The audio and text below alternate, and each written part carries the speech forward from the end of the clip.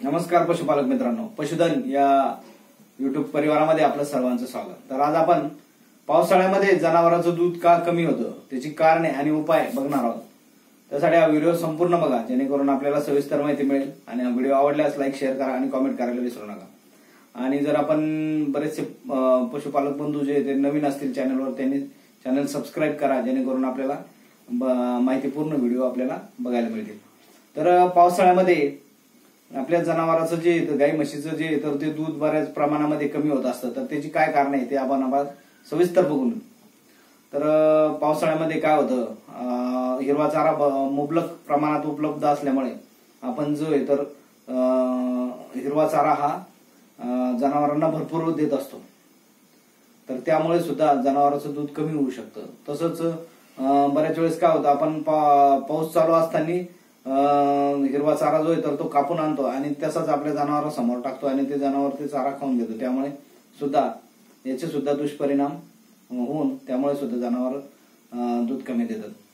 तसंच पावसाळ्यामध्ये काय होतं, गोठ्यामध्ये ओलावा असतो, चिकचिक असते, तर त्यामुळे सुद्धा आणि त्यामुळे मास्टिटिस होण्याचे भरपूर चान्सेस असतात। आणि मास्टिटिस झालं की तुम्हाला माहिती आहे की दुधावरून जनावर कमी होऊन जातं।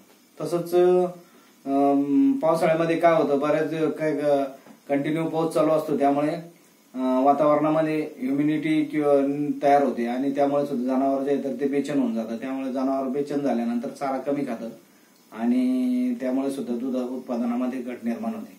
तसंच बऱ्याच वेळेस पावसाळ्याचं जे ऊन आहे ते एकदम जास्त प्रमाणात असल्यामुळे सुद्धा जनावर स्ट्रेसमध्ये येतं आणि त्यामुळे सुद्धा जनावर चारा कमी खातं आणि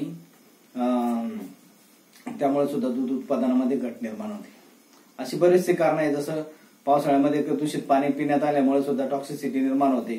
त्यानंतर जो कोरडा चारा असतो तो कोरडा चारा पावसात भिजला की त्यावर कालांतराने 2-4-8 दिवसानंतर त्यावर बुरशी तयार होते आणि हे बुरशीयुक्त जो कोरडा चारा आहे तो जनावरांनी खाल्ला की त्यामुळे सुद्धा टॉक्सिसिटी निर्माण होऊन जनावर आजारी पडतं आणि त्यामुळे सुद्धा आजारी पडल्यानंतर जनावर चारा व्यवस्थित खात नाही आणि त्यामुळे सुद्धा दूध उत्पादनामध्ये घट निर्माण होते। अशी बरेचसे कारण आहे की त्यामुळे दुधाचं उत्पादनामध्ये जे तर ते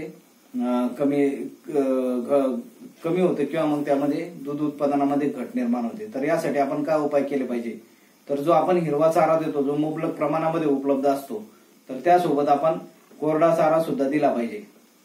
म्हणजे आपण जर 100% समजा 10 उदाहरणार्थ आपण जर 10 किलो हिरवा चारा देत असेल तर 7 किलो पर्यंत आपण हिरवा चारा द्यायचा आणि 3 किलो जो आहे तर ते कोरडा चारा द्यायचा। यामुळे काय होतं, तर जनावराला जे कोरड्या चाऱ्यामुळे फायबर मिळतं आणि त्यामुळे त्यांची पचनक्रिया जी आहे ती व्यवस्थित होते आणि त्यामुळे जनावर व्यवस्थित दूध देतात।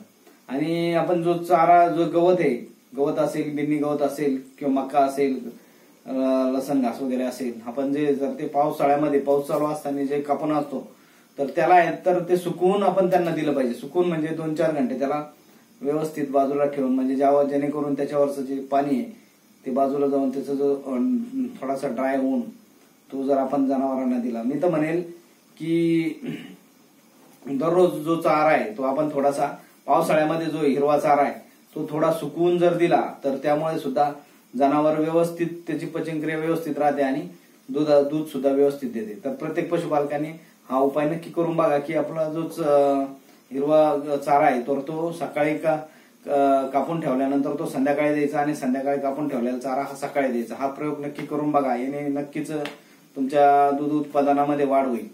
तसंच गोठ्यामध्ये स्वच्छता ठेवा।